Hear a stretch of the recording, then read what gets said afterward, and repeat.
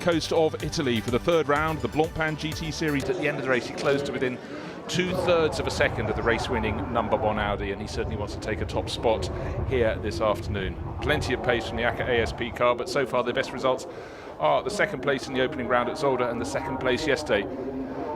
But John's moving far at the start of this race. Listen to the top 6 starting drivers: Raffaele Marciello, Frank Pereira, Christopher Mies, Mirko Bortolotti, Kelvin van der Linde and Dries van Tor. Super quick sextet there and winner. The car that led yesterday until it pulled off, the 87 Mercedes. No more electrical gremlins for them, please. They were sitting very pretty in the race. 3.5 seconds for Raffaele Marciello. He's just got to be focused on getting ahead into turn 1, the lead into row 2.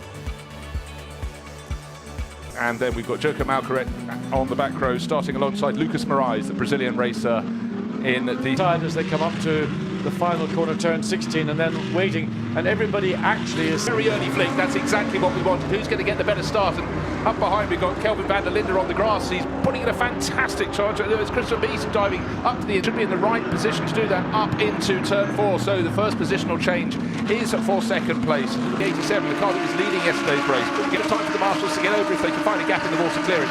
But or is in the full course yet clear before this absolute phalanx of about, I think it's 4 Audis, maybe. Fenner Smith to get that car off the racetrack and allow this race to continue under green. Good call from race director as well. Absolutely fantastic. And Raffaele Marciello leading the race on the back straight, so he can't report to the pits because he passed pit entry. With the 2 days of running to give them the most fresh. Van Tor et al.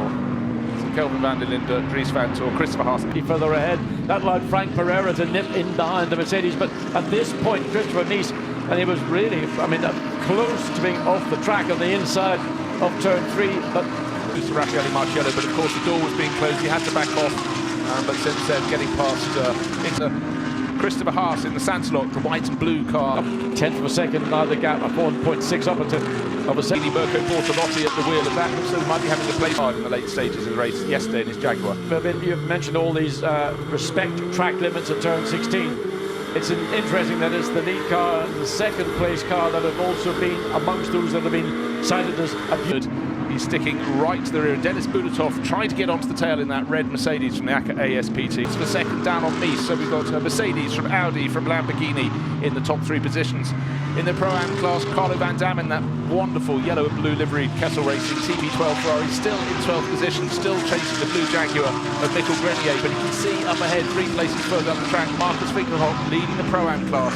But don't forget, these are the pros, the AMs get in later on, so Piti Birimbakti will be pitted against Neil Stevenart as they go for glory in the Pro-Am class. Yeah, and as Nico Jama said on the grid in the interview, obviously yesterday they had victory in their sights, but it is obviously, again, it's the Pro-Am category that they are focusing upon. That's where their whole effort is going into.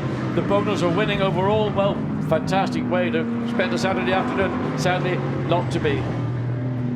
So big train of cars just coming into view at the back of the shot should be Jack Manchester. He's down in 18th position overall. We've got 21 runners still in the race. Obviously we lost the Bentley of Aaron Taylor-Smith, but he will hand over of course to a driver who led the race yesterday, Nico Bastian, so we should see progress in the 90 car in the second stage of the race. Yeah, Carlo Van Dam getting a little bit anxious running behind Mikkel Grenier in the Jaguar. Now there is a rule that says you're only allowed to flash a certain number of times the car ahead of you, and that was a rule that was introduced to try and maybe the concept of using your lights as a form of bullying. So that's not something that we want to have excessive. So there's a limit on the number of times you can do so. Of course, there have been other issues. Sometimes the frequency of the bumping of a car and the way that the framing of the pixels of a camera and all this sort of stuff. But there is Carlo Van Dam, and he's closing up to the back of the Jaguar around turn 4. Well, you saw a little bit of a mistake there from Mikkel Grenier, and he had to come off the power a little bit. Oh, look at that. Yeah, there it is. It's a left from this leading trio as Christopher Mies gets so close going into turn 8. Well, let's have a look. I think certainly that's where in Mirko's dream he would have been. But that, importantly, is victory in the Pro-Am class. There it is for Neil Stevenart, the gold nose, just ahead of Michael Meadows. The front end of the car, the damage done by his teammate really not helping him, but he brought it through to the finish in 10th place. So for the 88 ACA ASP crew, they must be thinking what. And all but 2 of the 22 starters made it to the finish. Obviously we lost the Bentley early in the race when it that we had. That might have been after you left the commentary box. I think it had gone in the booth, but it's going to happen after the race.